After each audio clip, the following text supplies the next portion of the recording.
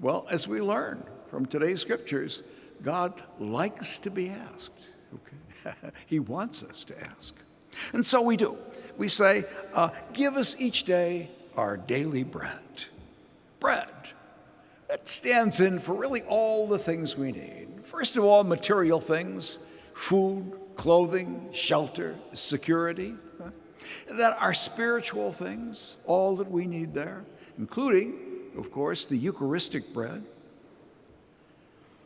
And then the prayer goes on in which we accept the fundamental Christian principle of forgiveness. Forgive us our sins, for we ourselves forgive everyone in debt to us. Now, sometimes this is awkward, isn't it? Forgiving, because what we're going to do here is we're going to say, in my mind and in my heart, okay, I forgive. I forgive as best as I can.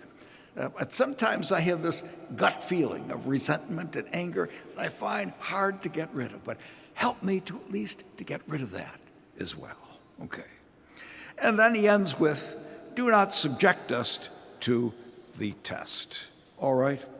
Yes, in this life we're going to be tried and tested and so on. But Lord, Dad, okay, at the very end, when I stand before you, that final test, I want to pass that one. Okay, I want to pass that one. Well, then Jesus tells that wonderful parable of the two men at midnight, all right? Now, the one man, he doesn't want to get up and give his friend something, but because of his persistence, he finally gives in, he opens the door and gives him what he wants. So what Jesus is telling us here, stay with it, okay? Stay with it when it comes to prayer. I know some people would say, I've prayed and no answer has come. Well, stay with it. Maybe you haven't prayed long enough. Maybe you haven't prayed hard enough. Okay. And then Jesus uses those, I would say, immortal words. We've all heard these words, so many times. Ask, ask and you will receive, seek and you will find, knock and the door will be opened. Okay? What a wonderful promise. What a wonderful promise. Ask, you will receive. God will answer you, no matter what. Okay? What a wonderful promise. Again, somebody might say, wait a minute, okay? I've asked, I've knocked on that door, I've knocked, and that door hasn't opened. What about that? Well, we have to remember that God is in charge.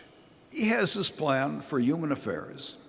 I think we can learn something from that story of Abraham at the beginning of today's liturgy, where notice that God lets Abraham in to some extent on his plans.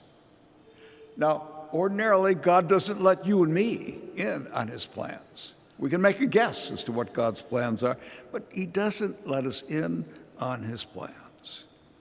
So notice in Abraham's case, Abraham asked that the city of Sodom be spared.